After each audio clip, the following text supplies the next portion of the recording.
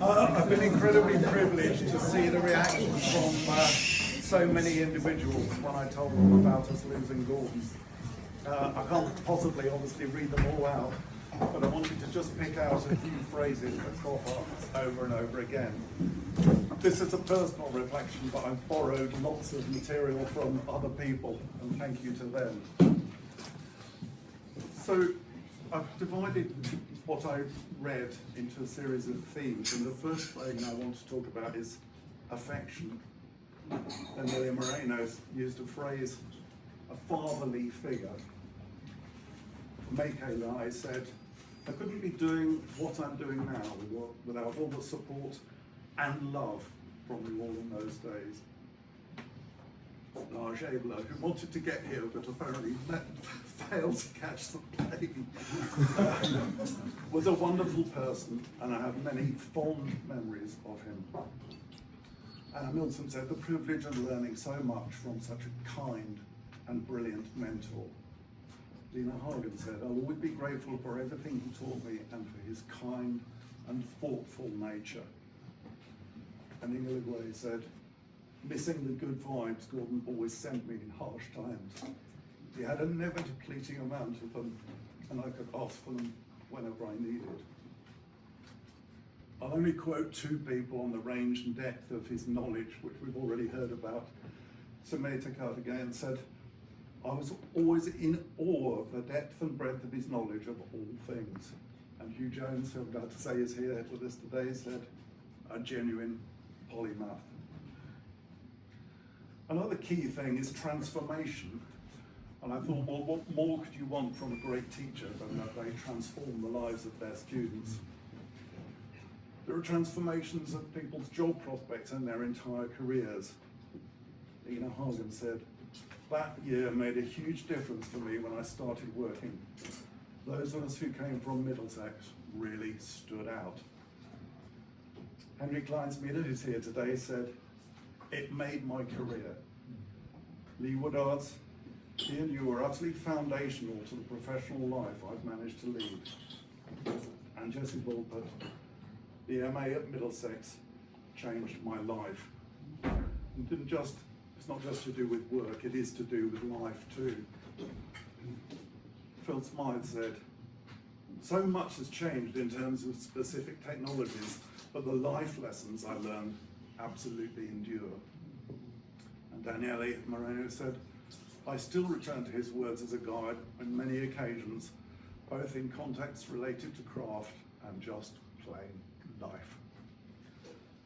Martin Bulmer, I was only in proximity to Gordon plus Jane Moran and yourself for a year, and yet the effect has been profound. I think differently, I appreciate different things, I do things differently. And closely related to all that was Gordon's ability to inspire. David McGeer, always with a good idea or different perspective or a way of tackling a problem. I'm sure we were all exposed to Gordon's different perspectives on things that we thought we understood.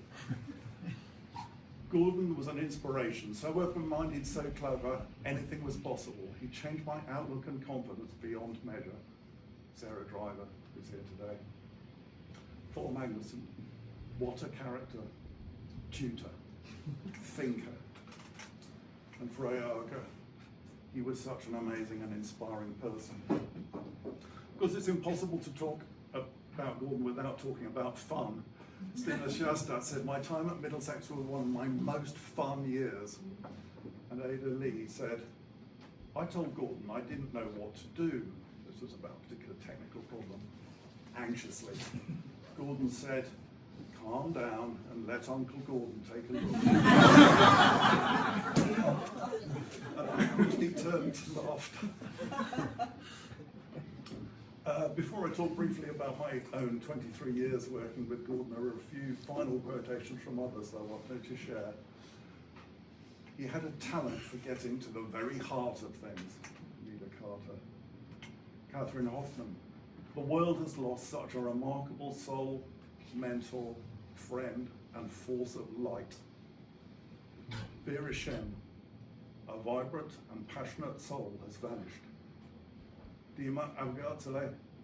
He was a great teacher, mentor, and a lovely person.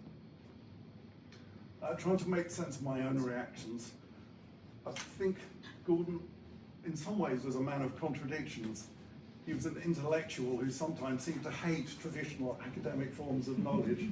Faced with any problem to be tackled, I don't think he ever looked to see what had been done or published about it. He'd always rather invent a new solution from first principles. But as you all know, actually the range of his reading and his knowledge of the world was phenomenal. There was an occasion with our lovely colleague and friend Magnus Moore, who's here today, and Magnus, you'll remember this.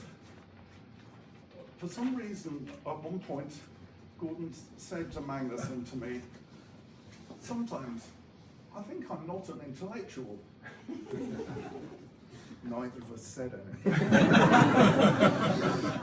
Gordon gave us one of his looks and said, "You bastard."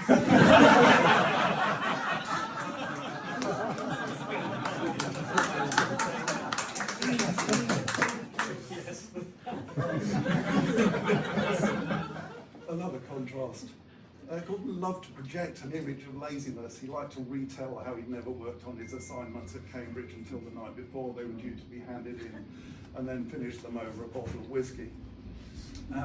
And it is true that he tended not to do anything at our university if he couldn't see the point of doing it.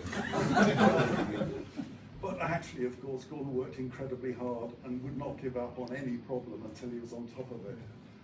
Anna Milsom, whose PhD Gordon co-supervised and Gordon helped Anna build a pioneering and interactive project, said, "Gordon was a magician, but I know it also took hours of dedicated slog on his part." Incidentally, Gordon also co-supervised my PhD when I eventually provided what was supposed to be something like the final draft of my thesis. It came back from him with one word written in red on the front page: bollocks.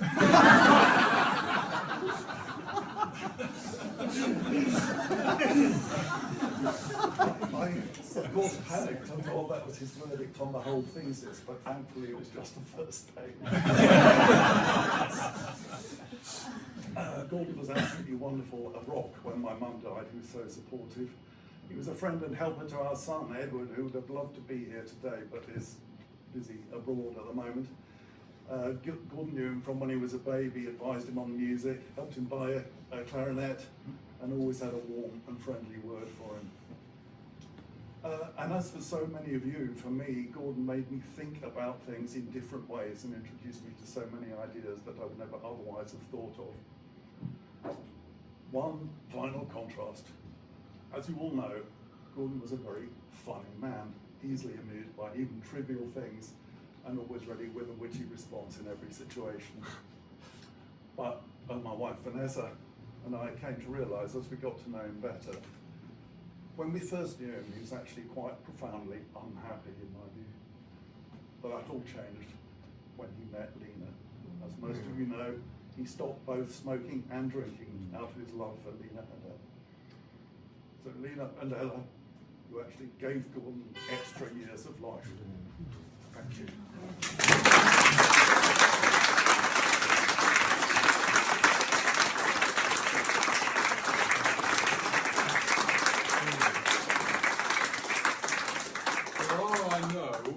A number of people here from the Middlesex years who were students then, some of whom have indicated that they would like to say a couple of words and may or may not add to what Stephen has told us. Or even contradict me. Perish the thought. Academic tradition. Yes, please. I'd like to say something. So continue from what you were saying.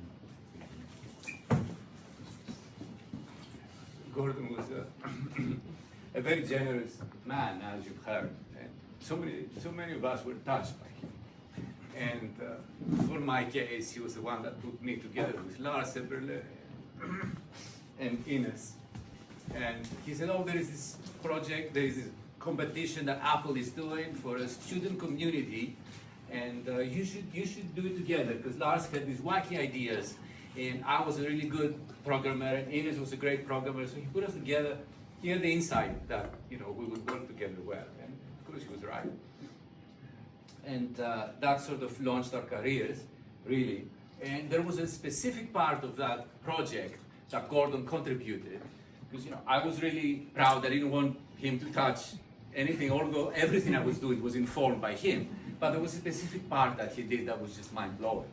So we had this concept. I mean, our answer was not Facebook, first of all, to the brief of make a student community for Apple. It was a dark, bleak, black and white, 3D space, where as a student, you would go through all these sign-up sort of screens, and then in the end you had this planet that was yours, and you would launch it in the universe, and the planet would start rotating.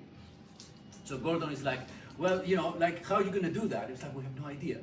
So it was like, give me an evening. And then the next day he came in with a simulation of the universe. So that we could have 50 or 60 planets. More than that, the machines would collapse and they would all rotate, So he was like, I just did this little thing. So, and you throw your planet and it would go like this, and then you throw another planet and it would go like that. It was just, he just whipped it up in an evening, right? He just programmed the whole universe.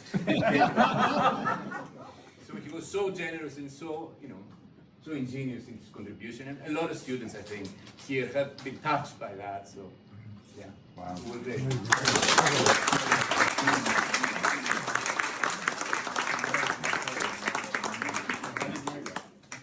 So yeah, Gordon was one of the tutors on the MA, and he became a bit of a kind of superpower in our final project, which was slightly overambitious, particularly trying to do lots of things with interactive music, which he was kind of really intrigued about.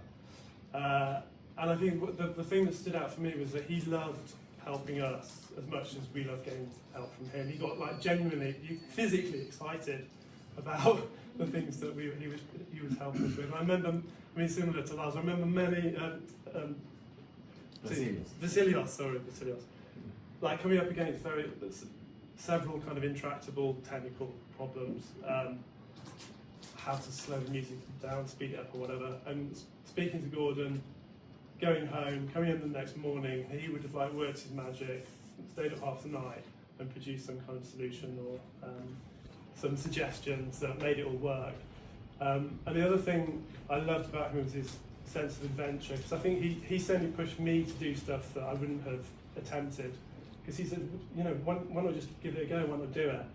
And the delight that he had with the results was kind of like tangible. And the things I remember most, I think, is the twinkle in his eye. The twinkle in his eye said it all.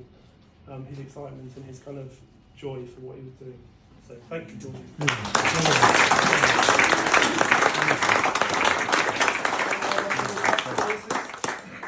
Say something, don't feel obliged. I can say what I've been saying to you and to Lina, and he was immortal to us. He was definitely some outside our normal thinking of the journey of life, and this is something that will remain with us. Any other little experiences?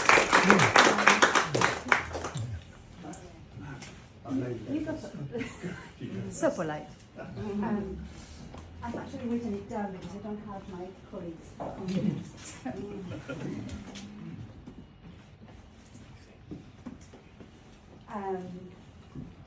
Lina asked me to say a few words. So, like many of the people that we've heard about, I came to London in 1993, drunk with excitement and freedom and absolutely terrified. I had signed up for an MA in Design for Interactive Media but never touched a computer in my life.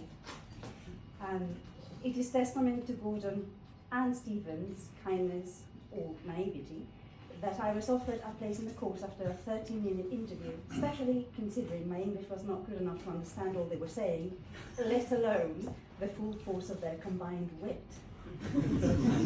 The MA Dean was one of the richest times in my life, and a lot of it is to do with the people I met there. Gordon is definitely one of them. Sure, he could brilliantly code the most surreal and absurd of our ideas and turn them into something cool. He always had a sharp, witty and precise comment to make a dissertation better, though not before taking the piss. More importantly, he became a good friend for years to come. I used to give him lifts from Crouch End to Cap Hill in my left-hand drive Citroën Visa. These were hair-racing rides, as we will remember, fueled by fags and punctuated by Gordon's brainy conversation and the occasional incident. We'd come out of the car in a cloud of smoke and start the day with awful coffee and look at lingo bugs. For years afterwards, I consulted with him, sometimes officially, more often in the pub, on every job I had. At HarperCollins with Adriana, when I set up my company with Jules, when I was making awful CD-ROMs at the BBC, when I was at Forma with Mike, Alison and Guy, and when I was at Miller with Petros. He was also at the heart of the Crouch End lot that congregated in and around Mimi and Richard's house, which is where I met Lena. And it is with Lena and Ella that I've seen Gordon at his absolute happiest. The pandemic, health concerns, life meant that we did not cross the Thames many times to see each other in the past 10 years. And I regret that. So thank you to Gordon, a brilliant brain, a brilliant musician, and above all, a brilliant friend.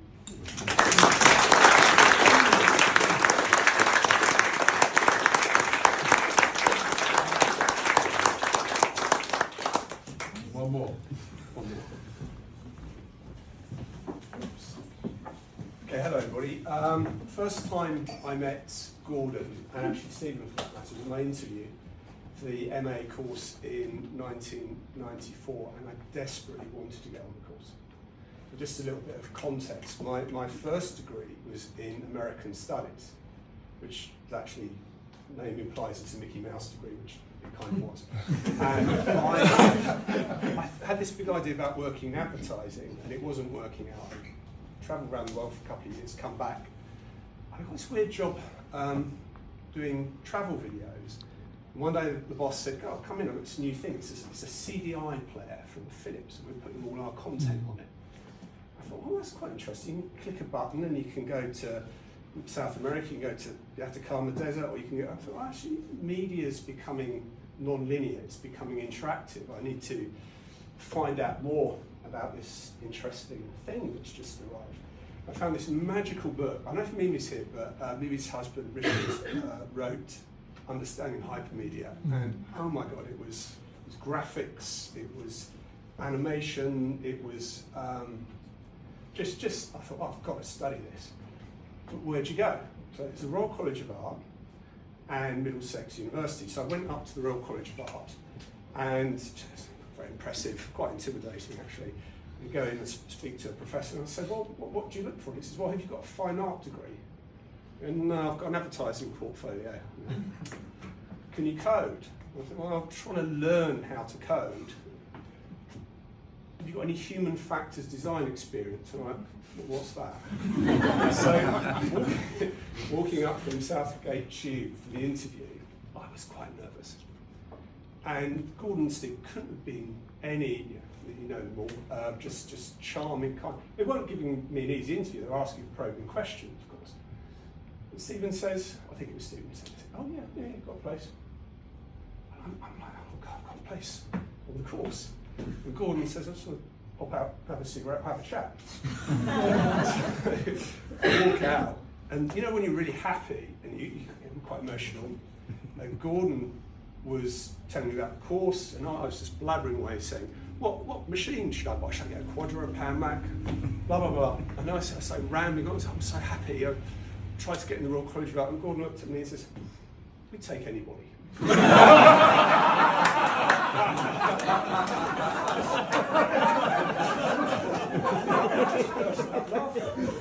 So, how intelligent Gordon is, but also had incredible emotional intelligence and humour.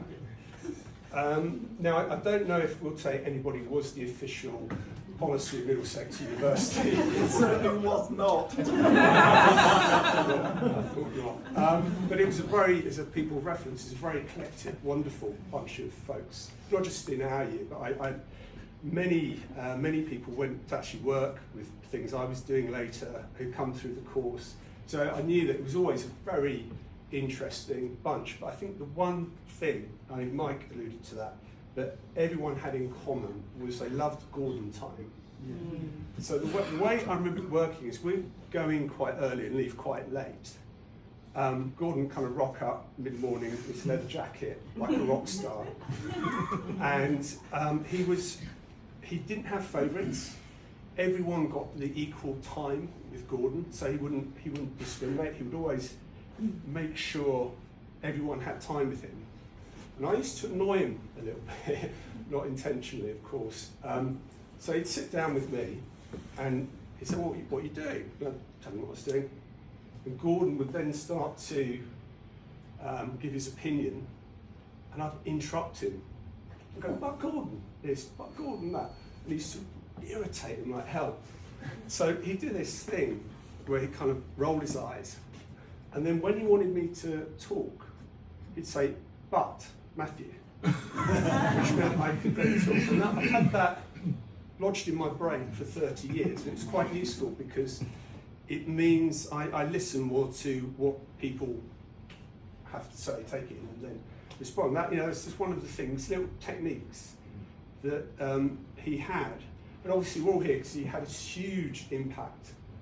So the final thing I think to say, I mean, I'm not showing my age, but I think the last 10 years interactive technologies have taken a bit of a nosedive. And back when we were doing it, it felt quite innocent and fun, very creative. I'm trying to find the right word. I wouldn't say there's a morality on the course because no one was trying to tell people what to think, what to do. But there was an intent. There was a really good intent about all the work. So it was very creative, innovative, very kind, I think, compared to say lots of the technology we see around us today. And I think that's a really powerful testament to Gordon. So now this, unfortunately, is not directors, which is everyone who went to a drink with Gordon on a Friday night, though he liked directors. But I'm the Magic's directors, and cheers to long-time friend, sometime mentor, Gordon.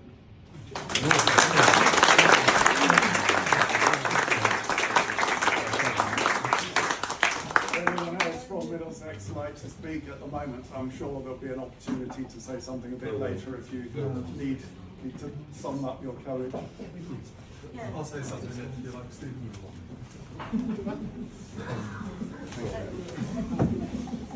Hi everyone, my name is Hendrik Kleinsmeder. Despite having a Dutch first name and a German surname, I'm actually from just down the road in Friars Barnet, so local to Gordon. I did the MA DIM quite late. I was 30 years old. I had a baby. Gordon suggested at one point that he helped program the baby. And we first bonded over music. I'd lived in Indonesia for a long time and was into gamelan music. And he said to me one day, and my first project was an interactive kind of gamelan experience. And he said to me, "Oh, do you know the Busu's Pagods?" I went, "Yeah, of course I do." And when he said that, I thought, right, this is somebody I can relate to. Anyway, Gordon taught me how to code. Gordon got me into coding. I, as a 30-year-old, hadn't had a background in interactive media, but now suddenly I was there. I'm now the head of design at MasterCard. I've got a team of 150 designers, and he really, really made my career, like Stephen did, like Jane Moran did, like Magnus Moore did. So for that, I want to thank him. And it all started with this. Gordon, go the frame.